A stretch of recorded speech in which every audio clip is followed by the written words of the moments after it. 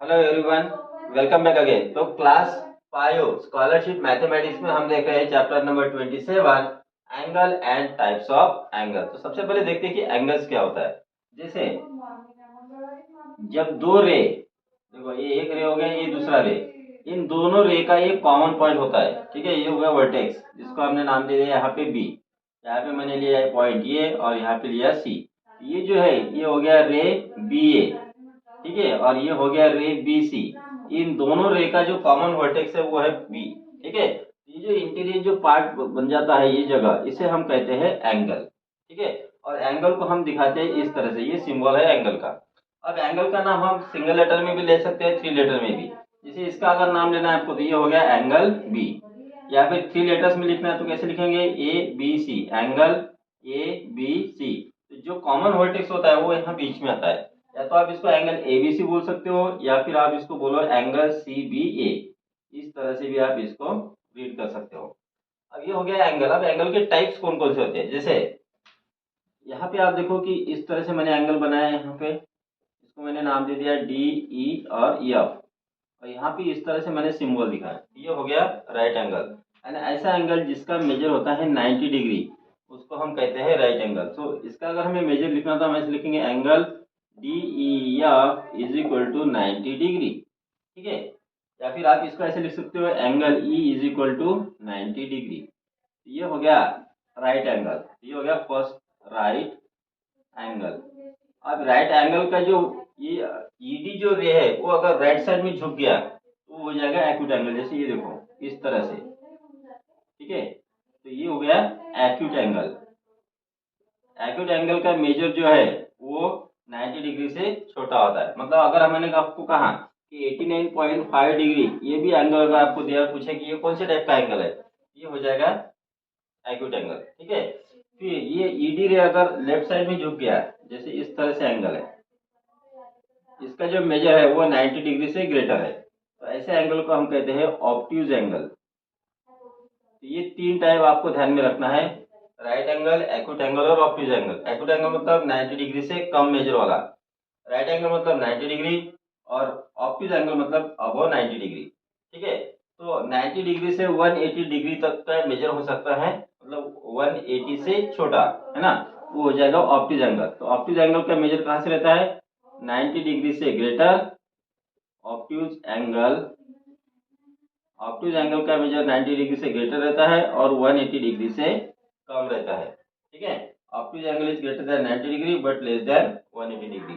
Acute angle क्या होता है, 0 डिग्री, 0 डिग्री से ग्रेटर होता है एक्यूट एंगल, लेकिन 90 डिग्री से स्मॉल होता है। ठीक है, so acute angle lies between 0 degree and 90 degree. और ये आपको राइट एंगल तो पता ही है। फिर इसके बाद एक और एंगल आता है जिसको हम कहते हैं स्ट्रेट एंगल। इस तरह से यहाँ पे पॉइंट वो लिया, यहाँ पे लिया ए और यहाँ पे लिया बी, तो यहाँ पे जो एंगल बन गया ये होता है स्ट्रेट एंगल। ठीक है, और स्ट्रेट एंगल का जो मेजर होता है वो होता है 180 degree. Straight angle measures is 180 degree. फिर उसके बाद एक होता है रिफ्लेक्स एंगल। रिफ्लेक्स एंगल कैसे, जैसे यहाँ पे मैं एक फिगर ड्रॉ कर रहा हूँ, और जैसे यही एंगल ले लो ए बी सी है, लेकिन इसका जो बाहर का एंगल होता है ये वाला एंगल, ये तो अंदर का एबीसी हो गया, ये बाहर का जो एंगल है ये होता है रिफ्लेक्स एंगल, जिसका मेजर होता है 180 डिग्री से। इसको हम बोलेंगे reflex angle.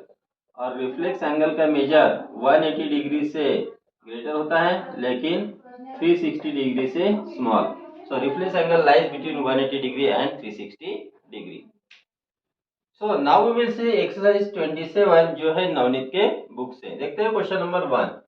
Which type of angle is formed between the hour hand and minute hand at 4 o'clock? तो 4 बजने पे मिनट हैंड और आवर हैंड में कितना एंगल बनेगा। जब 4 बजेंगे तो इस तरह से मैं यहाँ पे क्लॉक एक ड्रॉ कर रहा हूँ।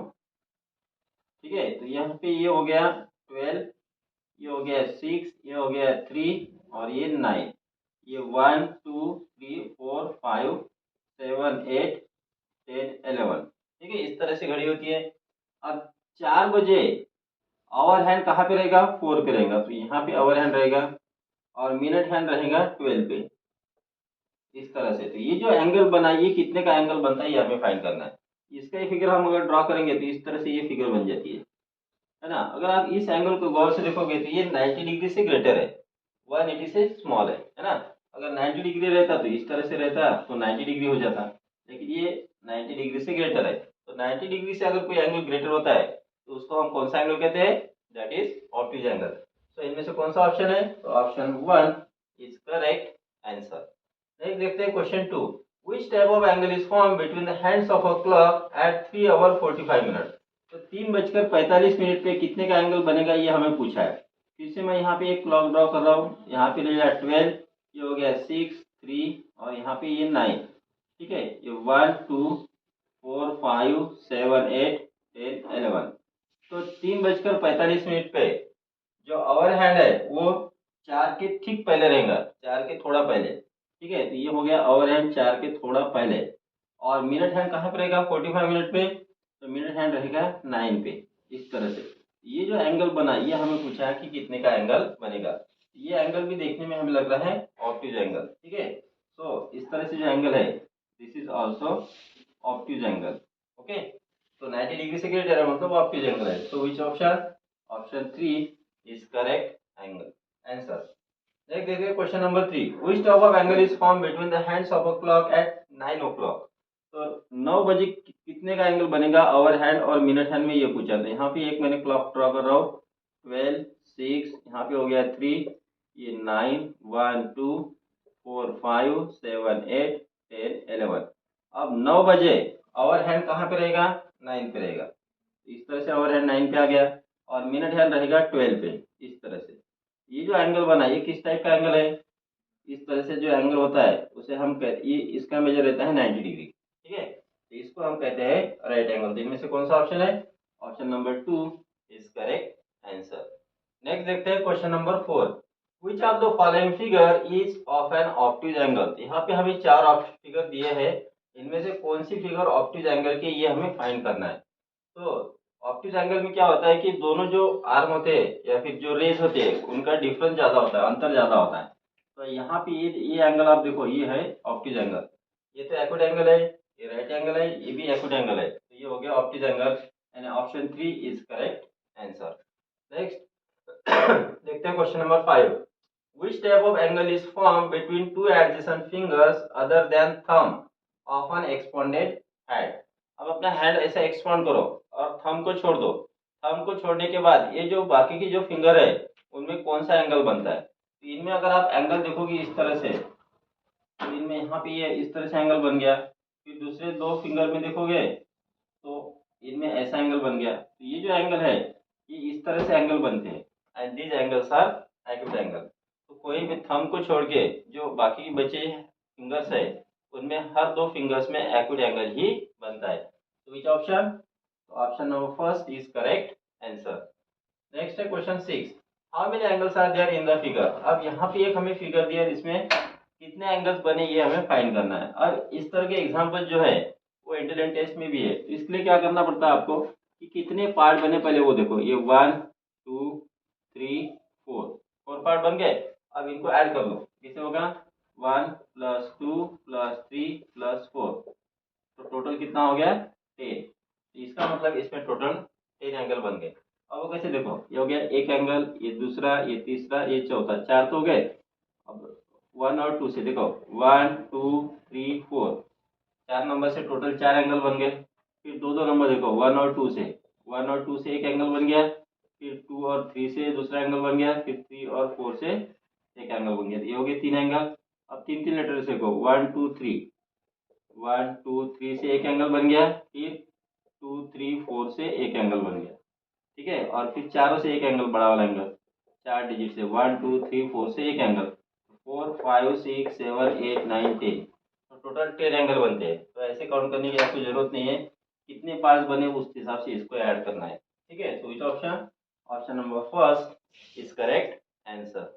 नेक्स्ट देखते हैं question number 7, how many angles are there in the figure. अभी इसके जैसा हमने एग्जांपल किया था, हमें क्या करना है सबसे पहले तो कि कितने पार्ट बने हुए। तो यहाँ पे 1 2 3 4 5 पार्ट बने, इनको ऐड करेंगे कैसे 1 + 2 + 3 + 4 + 5 करो, 5 + 4 9, 9 + 3 12, 12 + 2 14 + 1 15। तो इस फिगर में टोटल 15 एंगल बने हैं। तो which option? Option 2 is correct answer. Next देखते हैं question 8। Which type of angle is made between the hands of a clock? एक पहले सबसे पहले हम एक क्लॉक ड्रॉ कर लेते हैं।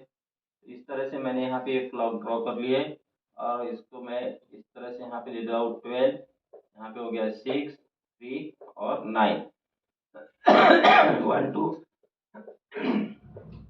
8 हो गया, ये 10 11 देखो 1 2 4 5 7 8 10 11।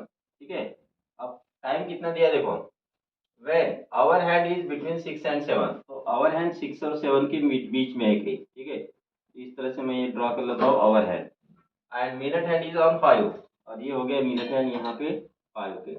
यहाँ इन दोनों में ये जो एंगल बना है ये कितने का है, ये हमें बताना है। कितने का मतलब कौन से टाइप का है।